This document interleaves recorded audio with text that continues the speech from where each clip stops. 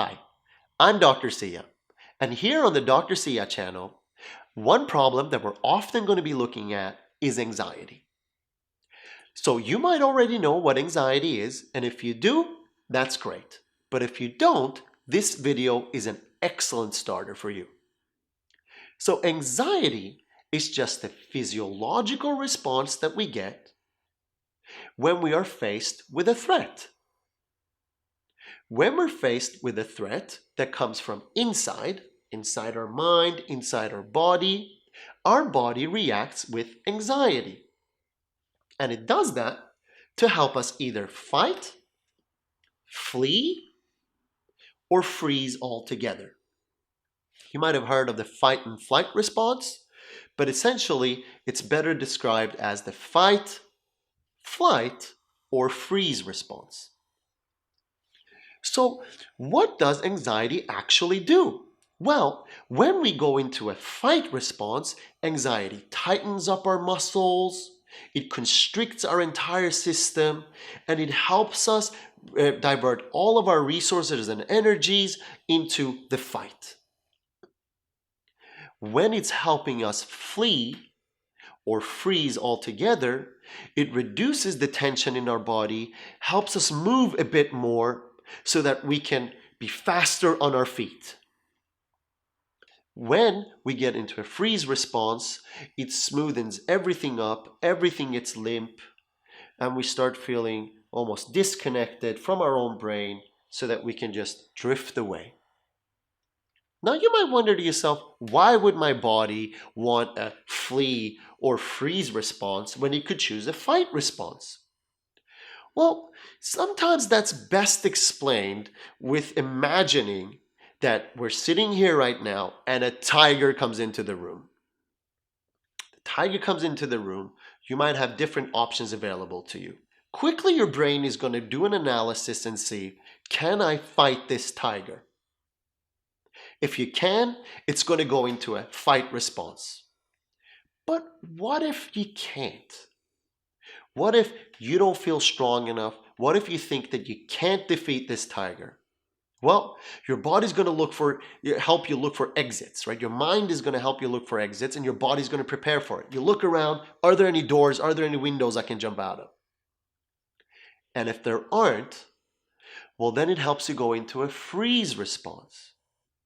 It helps you go limp and loose so that if the tiger grabs you, it might think that you're gone.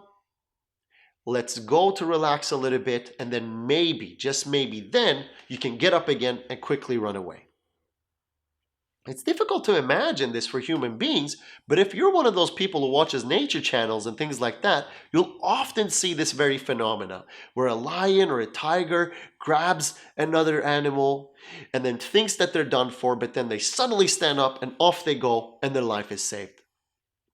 We have that same response because we're essentially also animals. We have those same responses. So, how can we utilize this understanding in a life where we don't have tigers attacking us? Okay, so imagine that you're in a social situation and you're feeling anxious. Well, your body might tighten you up, ready you for a fight response, heightening your senses, and you might be overly or highly vigilant about what you say, what you're hearing, preparing you to make sure that you don't make a mistake. Now, I'm not saying that that's the best response to have in a social situation, but that's what the anxiety is trying to do.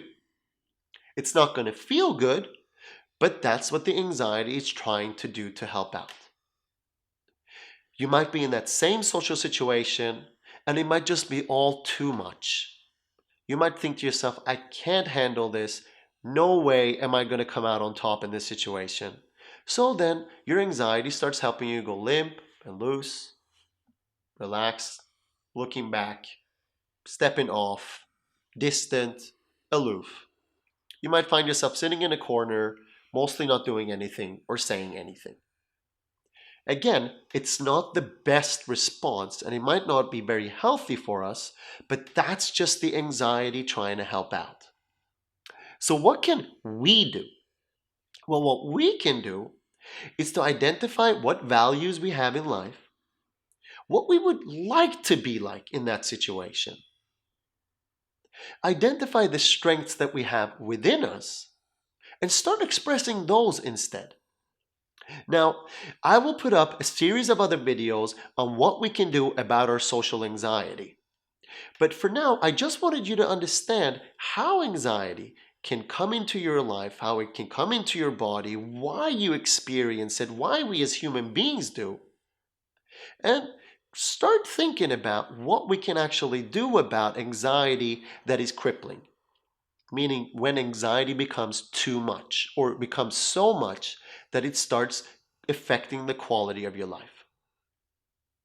If you want to know more about anxiety, go ahead and write something in the comment, like, subscribe, let me know what you think, and I'm happy to put up more videos about anxiety and how it's related to other problems as well, not just social anxiety, but things like generalized anxiety or obsessive compulsive disorder or depression or phobias.